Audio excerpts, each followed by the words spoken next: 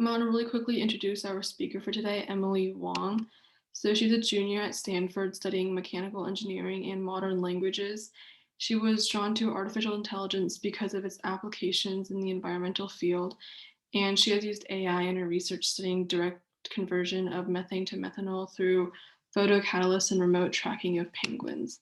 So now I'll just give it to Emily and she can start her talk. Yeah, thank you. If everyone could also turn on their cameras, it's really hard talking to an empty room. So if I could get everyone's cameras on, that'd be awesome. Thank you, Alexander. That's great. Thank you, Ivy. If I could get any other cameras on.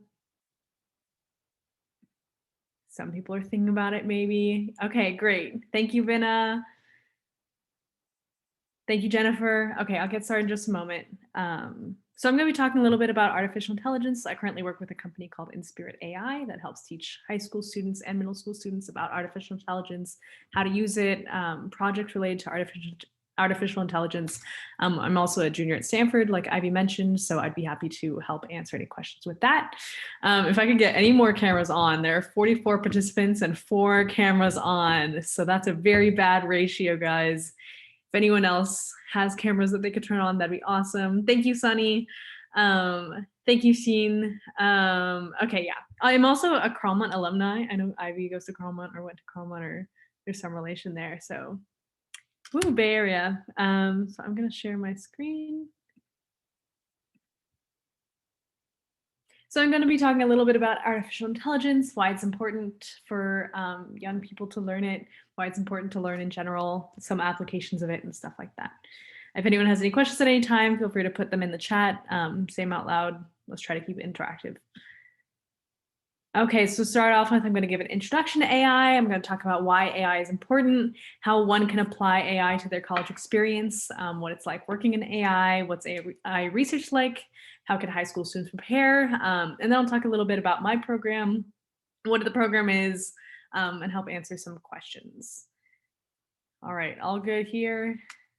Okay, I'm going to keep going. So first of all, why is AI important? AI is all around us. Let's see in the chat maybe, what are some applications of AI that you all use in your everyday life? There are some hints on the board if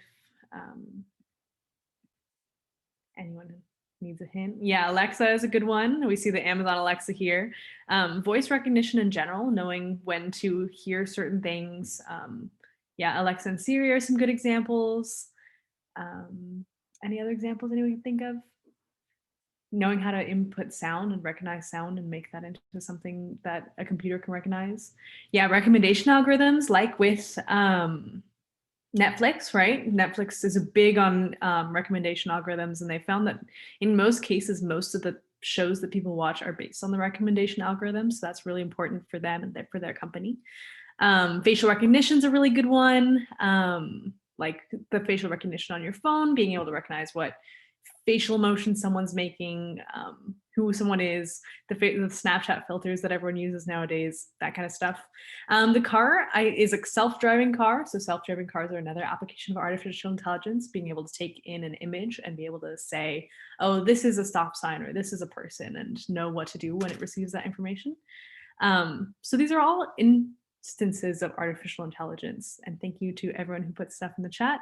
Yeah, social media tracking is another one. Basically anything where the computer's testing on data that it doesn't have previous knowledge of, and where there aren't hard-coded rules, is artificial intelligence.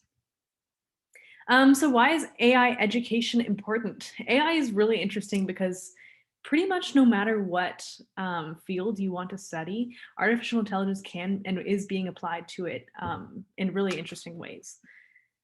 So you'll see here, AI in art, music, media, disaster relief, education, healthcare, transportation, climate change, mental health, finance, and more. As I mentioned, I'm working on artificial intelligence and environmental things, which has been a really great application of it. I'll keep going. AI is broadly applicable. Andrew has said, just as electricity transformed almost everything 100 years ago, today I actually have a hard time thinking of an industry that I don't think AI will transform in the next several years. So no matter what thing you want to study, whether you want to go into computer science or not, AI will probably touch your field of study and be something useful for you to know. Going on, leading on that point, you can see here the growth in startups and research. There has been a lot more papers. This is AI papers within computer science. This is papers in the field of computer science, and this is papers from all fields. You can see here the number of AI startups have just grown exponentially in the last couple of years. This ended in 2015, but it's even more now. So this kind of shows that artificial intelligence is becoming a lot more applicable. It's growing at a rate faster than computer science in general. And startups are definitely using artificial intelligence nowadays. Many companies have started being dedicated directly to artificial intelligence, which is pretty cool. So how can you use AI and apply it to your college experience? First of all, if we have any questions on this, go ahead and put them in the chat, and I can help answer them as I go. How can artificial intelligence apply to your college experience? As a college student, I have some experience on this subject. So for example, at Stanford, where I go to school, there are lots of majors that intersect with artificial intelligence, such as computer science, symbolic systems, which is kind of like some computer science plus, I want to say, psychology and linguistics, statistics, computational mathematical engineering, science, technology, and society, management science engineering, biomedical informatics, philosophy, political science, economics, and many more. All of these majors have direct classes in artificial intelligence that one can take, which is really interesting. And you'll notice that not all of these are computer science classes. A lot of them are in outside fields that the artificial intelligence is useful for. Leading US colleges have also launched artificial intelligence programs in the last 2 years. So you see AI is an interdisciplinary AI institute at MIT, where they've applied a lot of money to working with artificial intelligence and applying it to interdisciplinary research studies and stuff. Carnegie Mellon has also launched an undergraduate artificial intelligence degree separate from their computer science degree, which is a huge step in the direction of artificial intelligence to specify it as different. And Carnegie Mellon is also an amazing school for computer science, one of the top in the nation. Stanford has artificial intelligence and humanities classes that you can take. You see they have a human-centered artificial intelligence center that they use to advance AI research, education, and policy, and improve the human condition in general, which is pretty cool. So how can AI apply to your major? Even if you're not studying computer science, what kinds of things can AI touch within your field of study? For example, if I could have everyone put in the chat, how do you think AI can apply to healthcare? Any examples in the chat?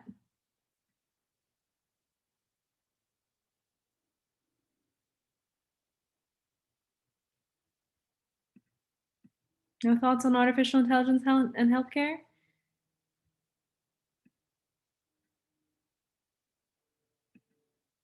Yeah, imaging, reading x-rays, those are really good ones. So essentially, AI is a great way of diagnosing people. Yeah, AI can help discover new drugs, understand genomics, and diagnose brain diseases. In my class, we use AI to diagnose skin cancer and pneumonia. And we're able to do that by looking at images and getting a list of images that have pneumonia and a list of images that don't, and training the computer to recognize those on its own. But it can also be used in many other things. And often it can diagnose with the same accuracy as a human, which is really exciting. Because as AI improves, hopefully that percentage will improve as well and help make it easier on doctors. How can AI apply to the environment? Let's get some more in the chat. Anything AI can do for the environment? I think Ivy mentioned earlier, I've been using artificial intelligence in my study of remote sensing of penguins, which is a great indicator on how the ocean health is doing. Any other thoughts on AI in the environment? Yeah, tracking, CO2 detection, weather forecasting, checking in on endangered animals. That's exactly what we have here. Oh, maybe it's not, but that's a really good instance of it, is being able to find poachers. Yeah, there it is. Detect poachers and criminal deforestation. It's able to detect when a person's in a forest and recognize that if that's a person instead of something else that's in the forest. Yeah, see here, it's able to analyze the human image, capture that image and help stop poaching, which is, of course, bad for animals. Here, let's See what else they have. They have automating farming, detecting pest invasions, and identifying plant diseases. CO2 detection is also a really great one. Weather forecasting is also incredible. Like, so much has been advanced in the last couple of years in weather forecasting, and artificial intelligence will definitely help in that field. So going forward, how can AI help apply to economics? Any thoughts? Thank you, Alan. The stock market, that's the big one, is applying artificial intelligence to the stock market to predict how stocks are going to go. Huge industry nowadays. People are really trying to get into that. Any other ideas? AI and economics? Yeah, so in addition to the stock market, AI can help assess poverty levels, use satellite imagery and nighttime maps to predict consumption expenditure, like we see on the left, which can help with economics, but also with the environment, seeing where the most energy is being spent, and just in general, helping to prepare for economic issues. How can AI apply to art? A lot of people think that art is something completely different from computers, and art can never be involved in computer science can never be involved in art, but we have seen AI actually take a role in this. Does anyone have any ideas how AI could have applied to art? Yeah, create art. Thank you again, Alan. Alan's on top of it. Go, Alan. CGI, maybe. Yeah, thank you, Sunny. Photoshop, picking certain colors. Thank you, Brianna and Ella.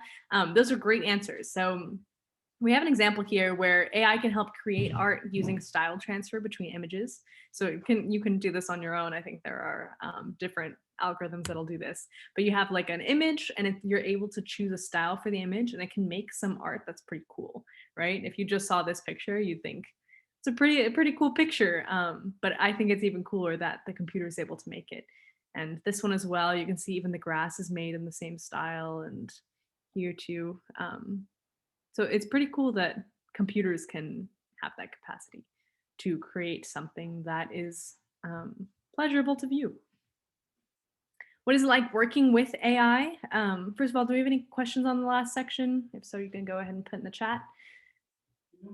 Okay, moving on. What is it like to working with artificial intelligence? So careers in AI include software engineers, data scientists, product managers, AI ethicists, or AI legislator, in addition to all of the jobs that we talked about before, right? In any field that you work in, artificial intelligence is going to be a huge deal, even if it's not something that's directly related to computer science like it is here. One example is AI ethicists and legislators. So how can we make sure that artificial intelligence has a positive impact? First of all, does anyone know what ethics is? What the study of ethics is? Go ahead and put in the chat or say it out loud. Morality. Thank you, Sunny. Like one big example problem in ethics is if you have designed the self-driving car, right? So you design the self-driving car, it detects that there are 3 people in front of you. You know that you can either, and the car is moving too fast to stop, right? These 3 people just hopped out in the road, maybe not your fault, but you have to decide as the designer of this car, do you want that car to hit those 3 people, killing them? Or do you want that car to swerve off the road and into this barrier, killing the 3 people in the car? Which is an example of an ethical dilemma, right? It's kind of like that trolley problem. So when you're actually designing cars like this, that is something that you really have to think about. And as an AI ethicist, this becomes your entire career. I got a question in the chat from Ethan. What's the main difference between an AI software engineer and a regular software engineer? What special skills do they need? It's mostly, in my experience, it's mostly familiarity with artificial intelligence, knowing how to use it, knowing where it should be applied and where it might not be as useful. In essence, they are similar careers. And if you're an AI software engineer, you can probably also be a regular software engineer and vice versa. I think AI software engineers probably work with larger data as well, just because for an artificial intelligence program to work very, very well, having more data is helpful. Does that answer your question? Okay, thanks, Ethan. Yeah, so here's some other examples. What if an artificial intelligence system gives a patient a wrong diagnosis that is life threatening, right? One other ethics question is thinking about, if you have this system and you know that you're going to make mistakes, do you want to falsely diagnose people who aren't actually sick, or do you want to falsely not diagnose people who are actually sick? So that's another ethics problem on where you want that barrier to be, and how who you want to err on, what side you want to err on the edge of. And also thinking about how artificial intelligence will impact jobs. We've already seen this. If artificial intelligence takes over and we have self-driving cars and such, then that does mean that a lot of people will be out of jobs. Taxi drivers, Uber drivers may not have as solid of a job. Yeah, which is pretty sad, but it's something to think about as we are designing an artificial intelligence. And as computer programmers, we have a responsibility to think about these things and not just kind of code freely, because people's lives are at stake, kind of. Just something to think about. And I think it's one of the most interesting things about artificial intelligence. Yeah, like the Industrial Revolution, maybe it can also open doors to new jobs. It's a totally fair point. And during the Industrial Revolution, everyone thought that we're all going to lose our jobs anyways. And people have ended up okay for the most part. So maybe something like that will happen again. So the lighter side. Thank you, Sunny. So going on, in addition to working in jobs with artificial intelligence, we have a lot of people who work in artificial intelligence research. So I want to talk a little bit about what that looks like. So some of our instructors, for example, we have many instructors who are doing many, many incredible things. It kind of blows my mind hearing some of the things that our instructors are doing. But for example, some of our instructors are developing and integrating predictive machine learning models for hospital patient discharge and palliative care optimization. I don't even know what that word means, but that's pretty cool, seeing when hospital patients can be discharged based on artificial intelligence. Others are designing and developing AI-powered smart bandages with a closed-loop system for personalized medicine. So what if your bandage could help you specifically using artificial intelligence without the doctor having to say exactly what's wrong with you, anything like that? It's pretty cool and could adapt to your system and everything. There's also industry and research collaboration. So graduate AI research contributes directly to industry breakthroughs. That means, if you're not familiar with research versus industry, research is usually exploring a new field that hasn't really been explored before and that we're still making advances in. And studying artificial intelligence and learning about advances in artificial intelligence can help with major companies like Google or IBM or Microsoft, who all have their own research divisions in artificial intelligence. So you can still do research in artificial intelligence and work at a big company like Google if you're on the fence of which you would like to choose. Moving forward for this, I know that a lot of you are in high school and middle school, so I want to talk a little bit about how high school students can prepare for an AI-powered future. The first step is to get started. I did not have any exposure to artificial intelligence when I was in high school, and I think that if I had, it might have made my college years a little bit easier. I'm still in college, but it might have made my 3 years at college a little bit easier. The best thing that you can do, in my opinion, is get strong in a computer science language. Python is really popularly used for artificial intelligence, but knowing your basic coding skills will really help you in the long run. You could learn more through Code Academy, Coursera. If you don't have any experience with computer science, it's very easy to learn online. Lots of available courses, lots of available free courses. I really don't think that going to college or not having money should be a barrier towards knowing computer science. So there are plenty of free resources that you can find online. You just have to have that drive to learn it. If you're interested in artificial intelligence, we recommend you take a first course in something like machine learning, which are online from Andrew Ng. There are also accessible blogs like Machine Learning is Fun, ML Mastery, Towards Data Science that you can read through that will help kind of kickstart your interest in artificial intelligence and show you what's going on nowadays. Also check out kaggle.com to explore different things with AI. So here's some ways that you can get started with artificial intelligence. There is also our program, the program that I'm working for, which is the AI Scholars Live Online program.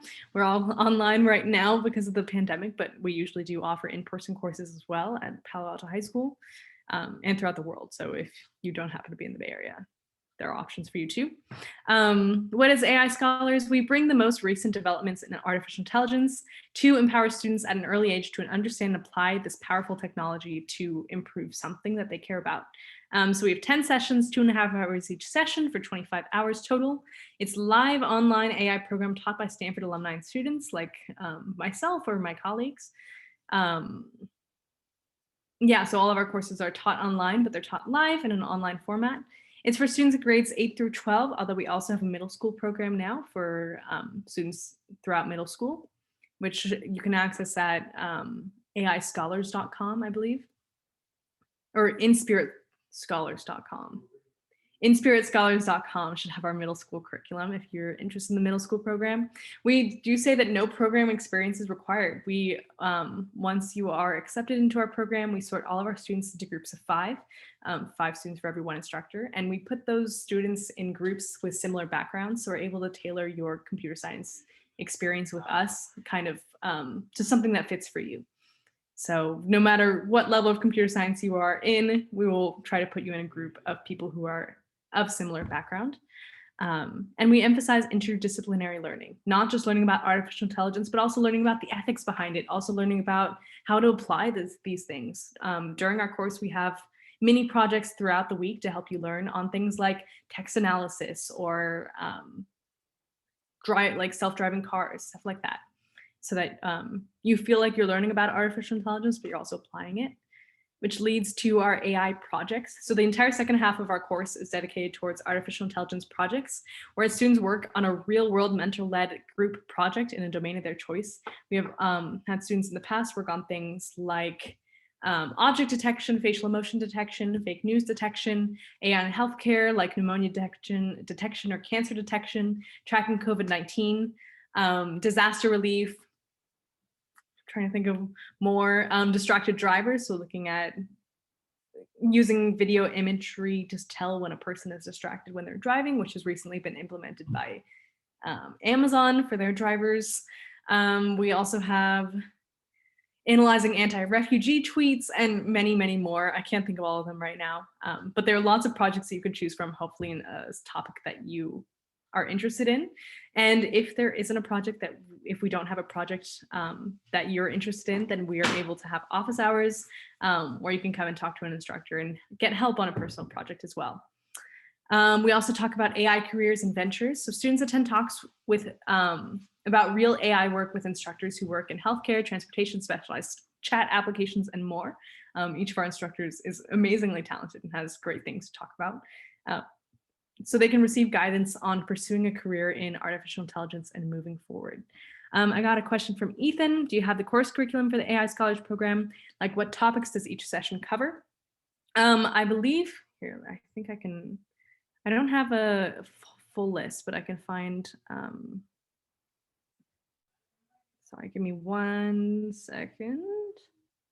So within our course, we cover linear regression, machine learning foundations, classifications, logistic regression, natural language processing, computer vision, neural networks, convolutional neural networks. We also have talks on AI and ethics, and we have talks on personal essays for college applications. And then we round off with that real world project. I hope that answers your question. And on the topic of college essay prep, we do have workshops on essay or college preparation, where students are able to ask their instructors kind of about their experience with college, what made them choose the college they chose, tips on getting into colleges and writing applications and stuff like that. So they go through workshops to help them apply to these computer science institutions from people who are attending or have attended them. They also will read some successful Stanford admissions essays and learn how to communicate their experiences effectively, and also talk about some experiences that were meaningful to them and try to get some essays started if they haven't already. Moving forward, how the live online sessions work, we try to keep it very interactive. We ask that all students have their cameras on at all times, like I asked of you, although I only have 5 cameras on. So thank you to my 5, Alexander, Ivy, Jennifer, Sunny, and Sheen. You guys are awesome. So we try to make it as interactive as possible. We ask questions in the chat. We try to get students involved. We have personalized instruction. It's a 5-to-1 student to teacher ratio.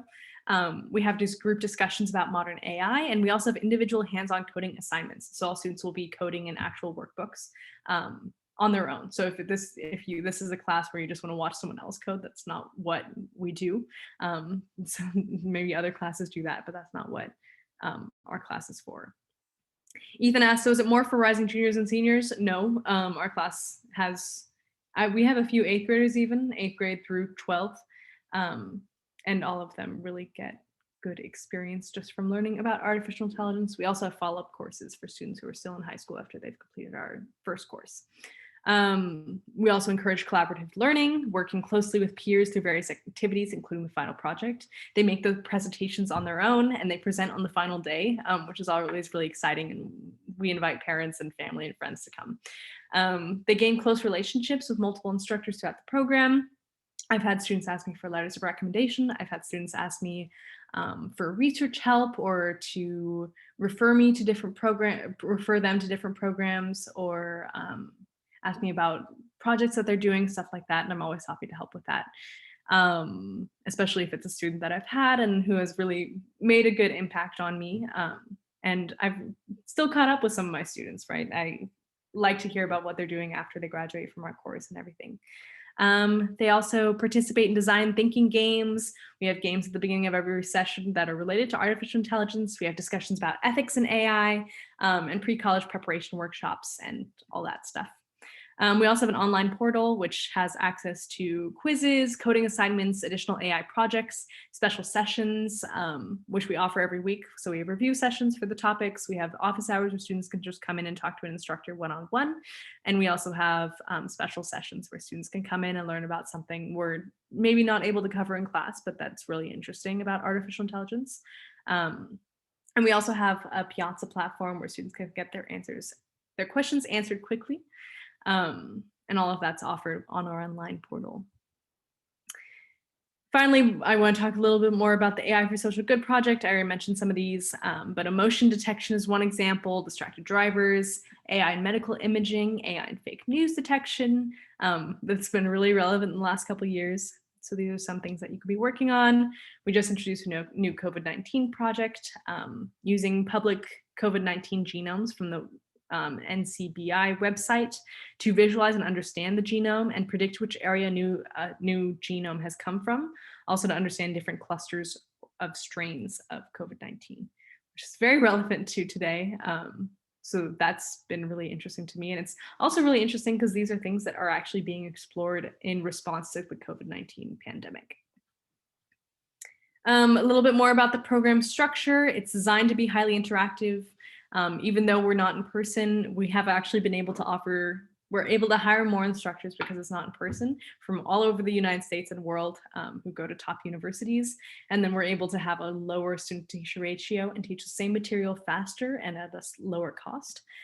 Students will learn about cutting edge technologies. I already talked about some of these, like computer vision, natural language processing, deep learning, and recommendation systems. They'll also understand the modern applications such as speech recognition, machine translation, and automated medical imaging and autonomous vehicles, which are some of the things we go through in our class.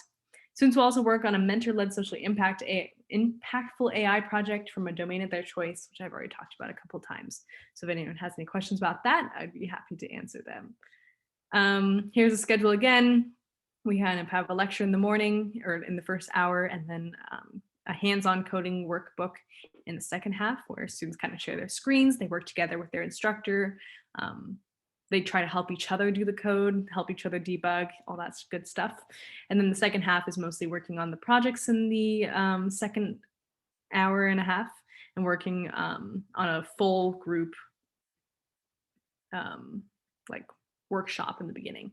And then the final day, we have our project presentations where all of the students come and all of the instructors come and all of the parents and family and friends come, and we kind of talk through the projects, what students learned, and yeah, all good stuff. So now we still have 30 minutes or so. So if anyone has any questions, I'd be happy to answer them. Thank you all for listening. Thank you again to Alexander, Jennifer, and Sunny for having your cameras on. Ivy also. What are the dates for the program? We have multiple dates for the summer.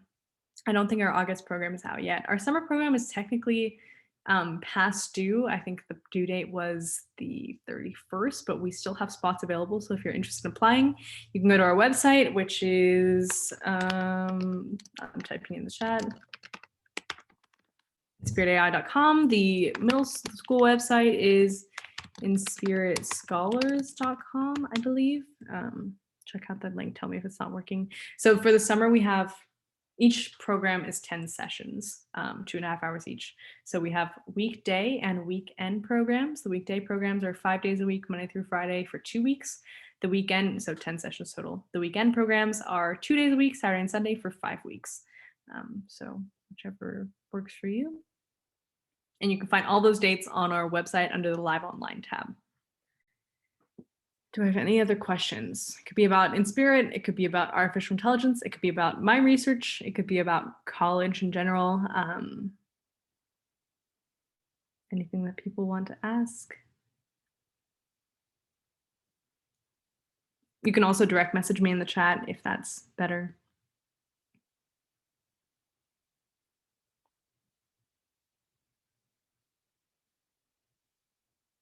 So do you all go to Cromon, or you're all in the Bay Area? I said there would be middle school students as well who attend this.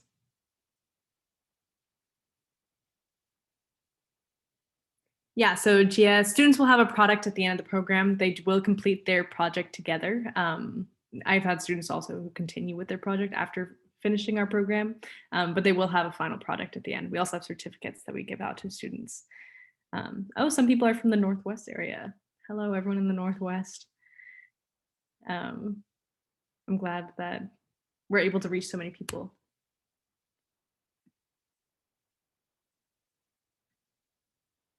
Yeah, Ethan, you only need to register for one session. We do have multiple sessions available, but you only need to register for one. It's just that 10-session program. If once you finish that program, we do have deep dive courses, machine learning and healthcare. So if you want to learn more with us, after you complete the AI Scholars Intro program, you can go into one of those deep dive courses and learn a little bit more about artificial intelligence. Yeah. So there are more options to continue with us after that one program, but we ask students to complete that first program. The middle school camp program is called, I think, Inspirit Scholars. I sent the website above. It's https inspiritscholars.com. So if you have middle school students and that's something that interests you, definitely apply through there. What does connection look like after the program, mentorship? It's kind of up to you. If you are able to develop that close relationship with your instructors, like I have with some of my students, then keep in contact with them. I've written letters of recommendation for some of my students. I've helped them get internships or different research positions, but that's because they stood out to me in class and they really were interactive. They were wonderful students and they really showed me that they were deserving of like further help and everything, and they showed me that they really wanted it. So if you have that relationship with one of your instructors, they'll probably help you as well. But again, it is up to you. We don't guarantee mentorship, but we do have amazing instructors who are studying all sorts of amazing things. And yeah, Richard, we accept on a rolling basis, so we will notify you about your acceptance within 1 to 2 weeks of receiving your application.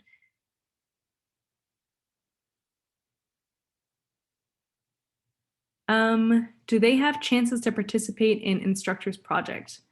I'm not sure exactly what you mean. There are instructors who help with the project work, just so that it's a little more guided. In terms of the instructor's individual research, a lot of that is beyond the scope of our course, so we're not able to address it. But I'm sure that if you ask instructors about their research, they'd be happy to tell you. We also have those special sessions where instructors talk about their research and you kind of code through some of it together, but yeah.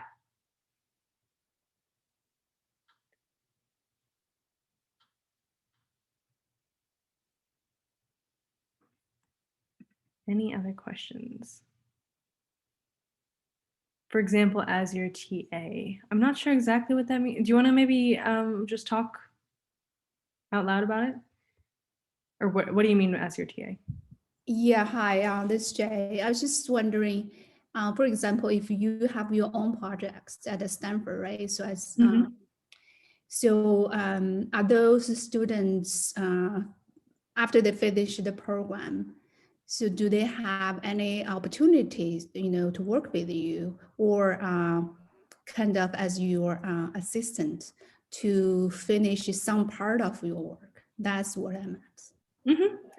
It is possible. It's not guaranteed, and I don't know that any of our high school students have gone on to help with college level research, just because that's very rare in general. But it is definitely possible if you make a really good relationship with your instructor and they can tell that you're going above and beyond in your artificial intelligence work. Maybe they will offer you an internship or some kind of research or something like that, but we don't guarantee that. Yeah, Yeah. understand. Thank you. Thank you. Any other questions about the program, college life?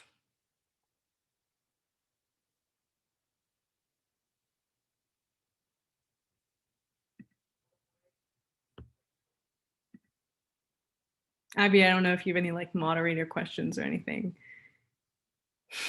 Well, not really. I think there's two more in the chat. Okay, do you have profiles for the instructors? Ethan, some of those are on our website. We don't have all of our instructors on there, but you can find some of the profiles of our current or previous instructors on the website. All of our instructors are students at Stanford, Harvard, or MIT, or graduates of those universities. So feel free to check out some of those on our website. Ella says, I'm taking math research next year for my sophomore year, and I've yet to decide on what AI related projects I want to do. Any suggestions? Ella, could you tell me a little bit more about that? Are you already getting started on artificial intelligence, or how is that related to your math research or anything like that? You can type it out, you can say it out loud.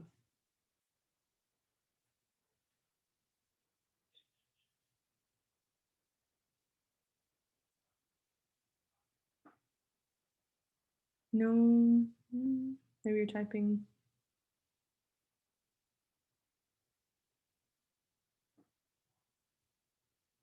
Okay, so you're starting math research next year.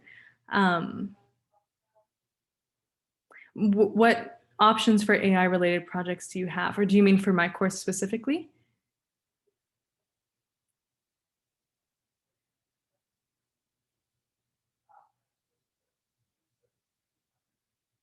You can also speak out loud. Totally acceptable. So in terms of if you don't, I'm assuming you mean for my course, you don't know which AI project you would want to do. And that's okay. We have many students who have many different interests. We don't have a math specific project, but we do, especially for our advanced cohorts, because we're able to like lean and get away from just teaching about artificial intelligence. For our advanced cohorts, we do kind of get into the math of artificial intelligence, which is really interesting. And for some of our more advanced projects, you do lean a little bit more on the math side of things.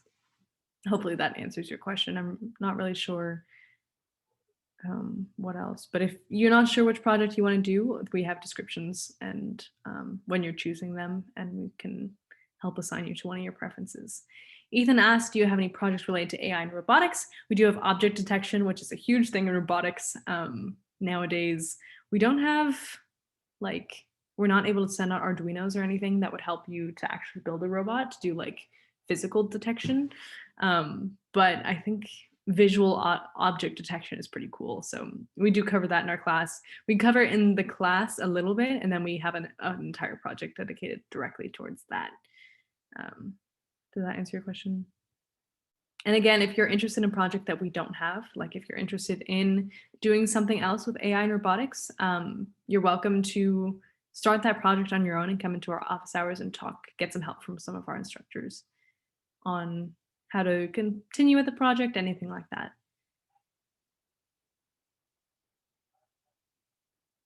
Any other questions? How about like space related like the rover. That actually does use a lot of object detection, which we do cover, which we do have a project on.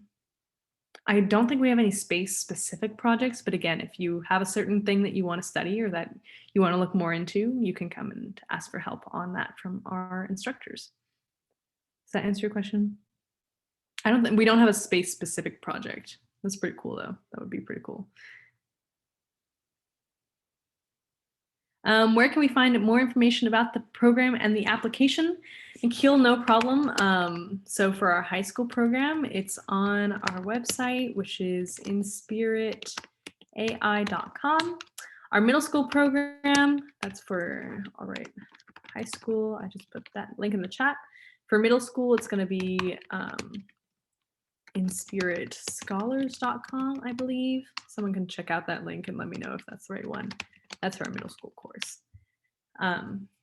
Yeah, so you can find out more information about that program under the Live Online tab. We don't currently have our in-person classes offered just because of the pandemic, but in normal times, we would have in-person classes offered as well.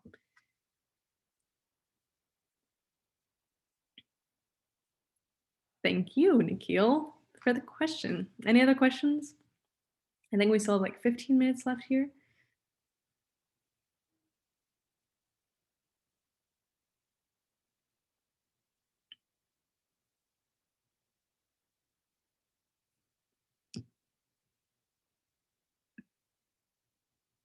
I can also talk about college or my research or anything like that.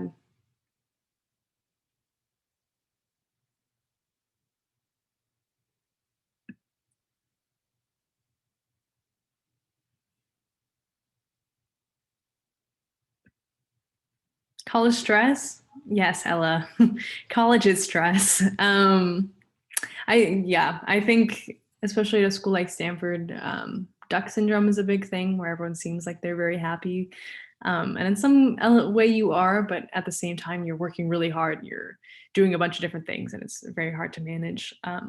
In terms of dealing with college stress, I'm still working on that now. I think good tips are taking a step back and kind of recognizing that grades aren't as big of a deal in college. Maybe it's more of a big deal if you want to get into grad or medical school, but and unlike high school, you don't have to worry about it so much. If you're talking about stress about getting into college, that's something completely different, and that's just hard to deal with. I remember that entire age of my life was just stressful and hopeful and scary, but I think in the end, it all ends up okay for everyone. Was that which side of the question were you leaning on?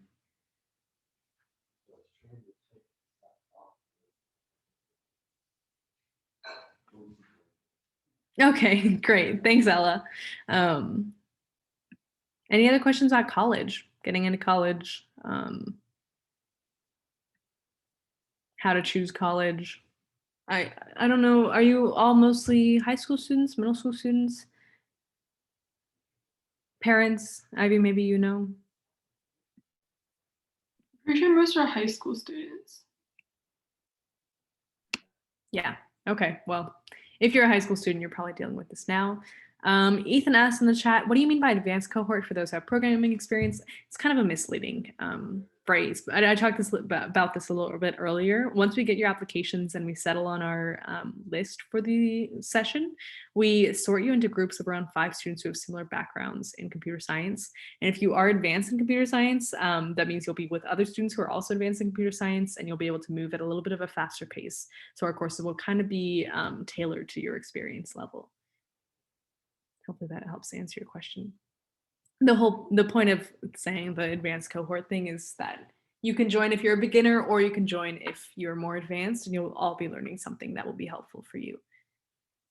Shirley, yes, I can talk a little bit more about research on penguins. So my current, or the research that I'm going to be doing over the summer is looking, so the basis of this is it's very difficult to tell how ocean health is doing. The oceans are very big, hard to see in them. Yeah, basically impossible to determine what's in the ocean, how many of them there are, stuff like that. What they do in the Arctic currently is they fish, and they kind of see from the amount of time that they were fishing, the amount of fish that they catch of each species, stuff like that, what's in the ocean, which is one way to get like kind of an idea, but isn't very good. So what my research is doing is they're looking at penguins as a way of telling how the health of the ocean is going, because when penguins have a good hunt and they're able to eat a lot, so penguins basically, they go out and hunt, get food, and then they come back and they stay in for a while. So they do one big hunt, come in, stay with their eggs for a while, and when they've had a good hunt and they're able to get a good amount of food, they are larger when they come back, and they're slower, which is kind of funny to think about, like little fat penguins waddling around on the ice and slow. So what my research does is it looks at like visuals of these penguins. Like it sets up cameras near the penguins, which are in Antarctica, of course, and nowhere near where I am. But it sets up those cameras and it's able to track the penguins, which is hard enough because penguins are small and blend in well. So it tracks the penguins and it is able to determine their speed when they come back from their hunt, which is an indication of how many fish they were able to catch and how many fish are in the ocean sequentially. Does that make sense?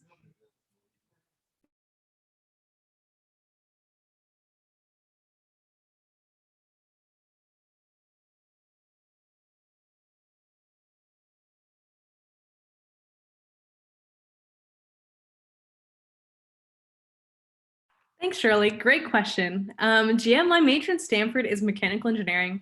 I'm also minoring in modern languages, and my research is environmental and computer science / AI. So very confusing mix of things. But I think that's a lot of students at Stanford. Everything I do is for environmental purposes. I want to do stuff with the environment. I want to help the environment. Everything I'm learning is tools to help the environment. But I do use artificial intelligence in my research and such, which is another example of how artificial intelligence is present in pretty much anything. Yeah, so that is my major. I came into Stanford a computer science major. I actually took a gap year after high school, and during that year, I realized that I didn't want to study computer science necessarily. I thought it was a great tool, but I didn't think I needed to major in it to learn it, which, is arguable, debatable. It does help if you major in it because you could take more classes in it and stuff. But in my experience, a lot of my research and a lot of the jobs that I've worked in have used computer science just as part of the job. So I've learned a lot just from doing. Could I talk about the extracurriculars that I participated in to prepare for university? Yeah, sure. Everyone asks like, oh, what got you into Stanford? And I don't think there is one particular answer. In high school, I did a lot. I got the grades, all that stuff, which I think is semi-important, but someone said to me once that like grades will never be a reason that you get in, but they could be a reason that you don't get in. I think that's a good way of looking at it. Like if you get the threshold grades or whatever, so they know that you're kind of smart, then you're good on that.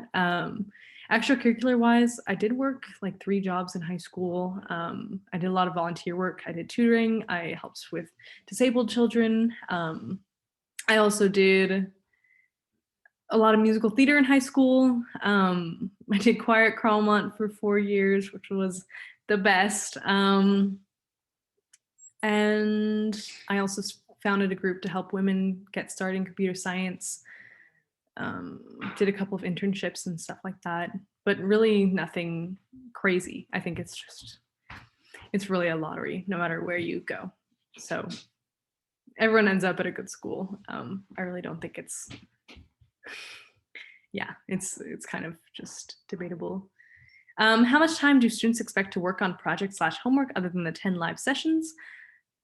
Shirley, if you have any further questions on extracurriculars and stuff like that, feel free to ask. But I don't think that there is one extracurricular that could prepare you for university, and I don't think there's one extracurricular that I did to prepare me for university. I think in general, the more that you can do work towards one goal, like something that you're passionate about, the better it will be, because they want to see that you're passionate. Like colleges just want to make money. So if you go on to be successful and show that you're passionate about something and will dedicate yourself to something, then colleges will make more money in either prestige, they're able to charge more, or in donations from you when you're nice and successful and rich. So they just want to see that you're dedicated to something so that you'll go on to make them more money, is how I think about it.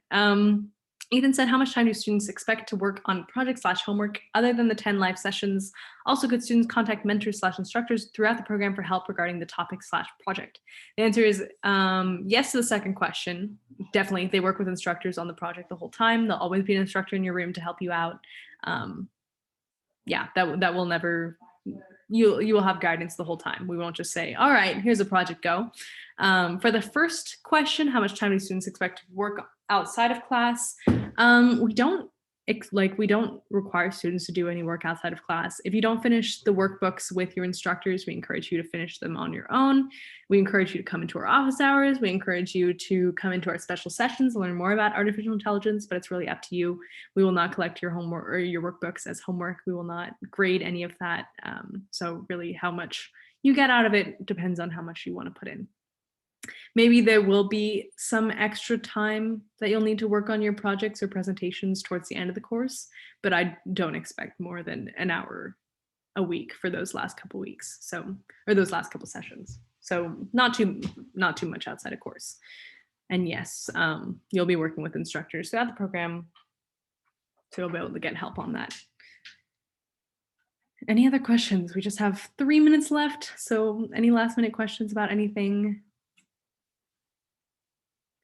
Yes, there are instructor office hours. So you can pop in, hang out with an instructor, just ask them about life, college, their research, any projects that you're doing on your own, stuff like that.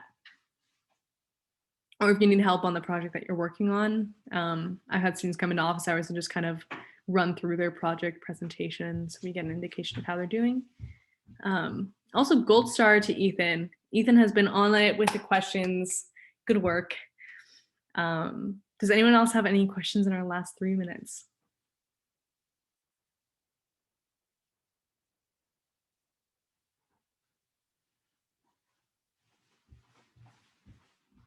Any final questions? I mean, I have one question. Not really like about the program or anything. Like, yeah. If anyone just like has any questions afterwards, like, is it okay if like they contact you? Yes, of course. So I'll put my email in the chat. I'll also put my phone number. So feel free to send me an email or a phone call about the program, about anything, and I'll be happy to get back to you. Anything else? We have 2 minutes left. So if anyone has anything else, speak now. Forever hold your peace.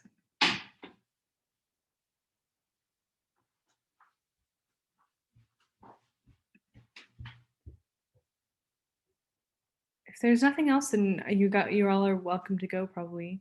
Was it modern language? Yeah, I'm minoring in modern languages, which is proficiency in 2 languages. So my 2 languages are French and Chinese, which I kind of started both in high school. Or no, I started French last year. But Chinese I started in high school, and I lived a year in China after high school. I also took a gap year, which I highly recommend. Best decision of my life. So if you have any questions about gap years and stuff, I'd be happy to answer that as well. But yeah, I lived in China for a year after high school, and that helped a lot with the language. Do you have a showcase of previous students' projects on your website? We don't have those projects available because, yeah, they belong to the students. The students made them. The students do what they wish with them. So we don't have those available. We do have the listings of projects that we've done in the past on our website, or we should, but we don't unfortunately have those final projects. Nikhil also asked, how do you relate that to helping the environment? There's actually a ton, like so much interesting environmental research going on in both France and China right now. I think China is like #1 environmental research and progress, which is really cool. I worked in an environmental research company while I was in China. Really amazing stuff that they're doing. And I think in general, with environmental stuff, especially with environmental stuff overseas, you want to be able to communicate with the people that you're affecting. If I'm building something to help the environment of a certain city or town, I want to be able to talk to those people to make sure that they're actually benefiting from what I'm building and not just that's like my outsider view. Like I want to make sure that I'm able to communicate directly with somebody in their native tongue is my idea behind it. I'm still trying to learn other languages too, but sticking with 2 for right now or for college. Any other questions? It's now 5 o'clock, so if you want to go, feel free to go. I'll stick around for a little bit longer too.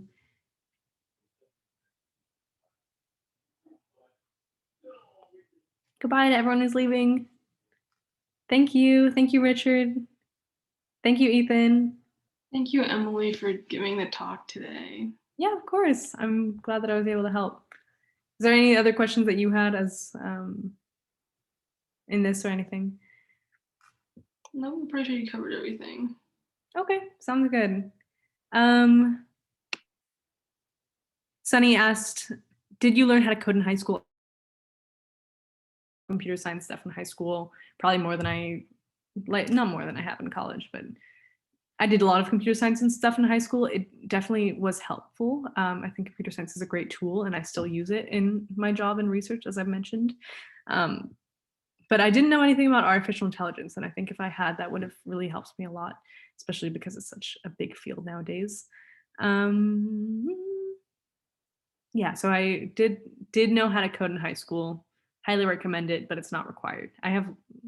I think college is a great equalizer because you have a lot of students who come in thinking they know everything with computer science and being hot shots from their high school. And then within 1 or 2 classes, everyone's at the same level. So if you don't know anything about computer science or coding, you're not behind and you'll do just fine. But if you do, that's great. You have a little head start, but it's very easy to catch up.